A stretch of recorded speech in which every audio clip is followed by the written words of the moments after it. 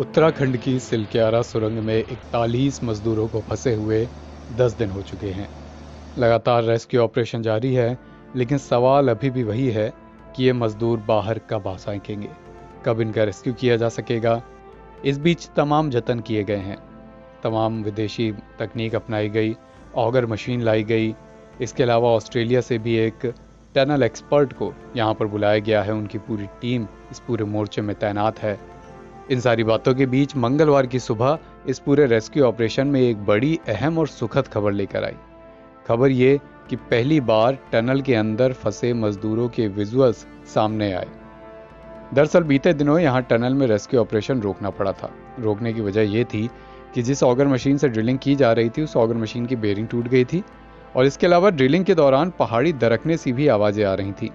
अगर पहाड़ी दरकती तो ये घटना और बड़ी हो सकती थी, खतरा और बड़ा हो सकता था।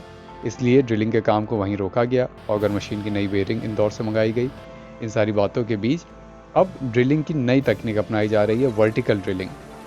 वर्टिकल ड्रिलिंग के लिए एक लंबी चौड़ी भारी भरकम मशीन भी अब मंगलवार को इस साइट पर पहुंच चुकी है।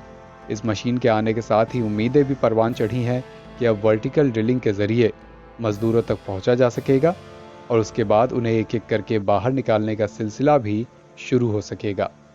इन सारी बातों के बीच मंगलवार को पहले विजुअल्स कैसे सामने आए, ये भी आपको बता देते हैं। दरअसल एक 6 इंच व्यास का पाइप इस पूरी सुरंग में जो मलबा जमा हुआ है उसके बीच में से डाला गया और इस पाइप को सुरंग के अंदर फंसे मजदूरों तक पहुंचाया गया। इस पाइप के माध्यम से सबसे पहले तो बोतलों में भर भर के खिचड़ी अंदर दी गई, ताकि इतने दिन से मजदूर जिनको कायदे का भोजन भी नहीं मिला है वो कुछ खा सकें। हालांकि ज़रूरी दवाइयाँ किसी माध्यम से पहुंचाई गई थी और कुछ ड्राई फ्रूट्स भी पहुंचाए गए थे, लेकिन कुछ सॉलिड खाने को उन्हें पिछले 10 दिन से नहीं मिला था। इससे सबसे पहले बोतलों में भर के खिचड़ी पहुंचाई गई और इसके बाद इसी 6 इंच व्यास के पाइप के माध्यम से एक इंडोस्कोपिक कैमरा अंदर गुफा तक पहुंचाया गया। सुरंग में इस कैमरे के माध्यम से सभी मजदूरों से संपर्क किया गया। वॉकी टॉकी के माध्यम से उनसे बात भी की गई।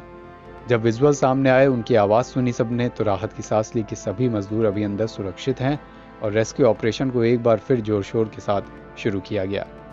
वहीं दूसरी तरफ वर्टिकल ड्रिलिंग की मशीन आने से भी उम्मीदें जगी हैं कि अब जल्द से जल्द इस रेस्क्यू ऑपरेशन में कोई ठोस परिणाम सामने आ सकेंगे। ठोस परिणाम वही होगा जब सभी मजदूरों को एक एक करके जल्दी से जल्दी सुरक्षित तौर पर बाहर निकाला जा सके।